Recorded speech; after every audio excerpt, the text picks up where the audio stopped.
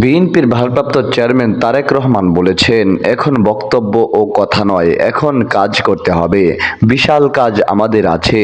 সোমবার রাজধানীর গুলশানে চেয়ারপারসনের রাজনৈতিক কার্যালয়ে বিএনপির প্রাথমিক সদস্য পদ নবায়ন কার্যক্রমের উদ্বোধন অনুষ্ঠানে তিনি এসব কথা বলেন।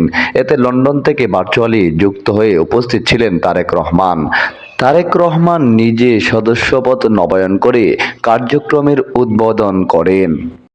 দলের মহাসচিব মির্জা ফখরুল ইসলাম আলমগীর, স্থায়ী কমিটির সদস্য নজরুল ইসলাম খান, সালাউদ্দিন আহমেদ, সিনিয়র যুগ্ম মহাসচিব রুহুল কবির রিজভী, কোষাধ্যক্ষ এম রশিদুজ্জামান মিল্লাত সহ মঞ্চে উপস্থিত নেতারাও দলের প্রাথমিক সদস্য পদ নবায়ন ফরম পূরণ করেন এবং ফি পরিশোধ করেন।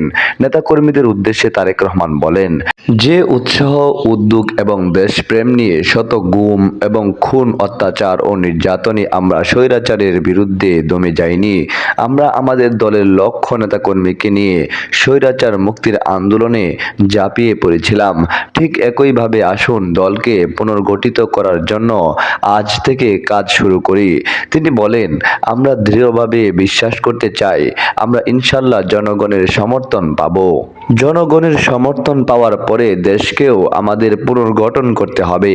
দলকে যদি আমরা সঠিকভাবে পুনর্গঠন করতে না পারি, তাহলে দেশকে পুনর্গঠন করতে পারবো না। দেশকে পুনর্গঠন করার জন্য এবং রাষ্ট্রকে মেরামত করার জন্য আমরা 31 দফা জাতি ও দেশের মানুষের কাছে উপস্থাপন করেছি। সেটিকে বাস্তবায়ন করতে দলকে পুনর্গঠিত ও ঐক্যবদ্ধ করতে হবে। মেধাবী মানুষকে সামনে নিয়ে আসতে হবে। যারা পরিশ্রমী এবং দলের সততা ও আদর্শ আছে, এরকম মানুষকে ঐক্যবদ্ধ করতে হবে।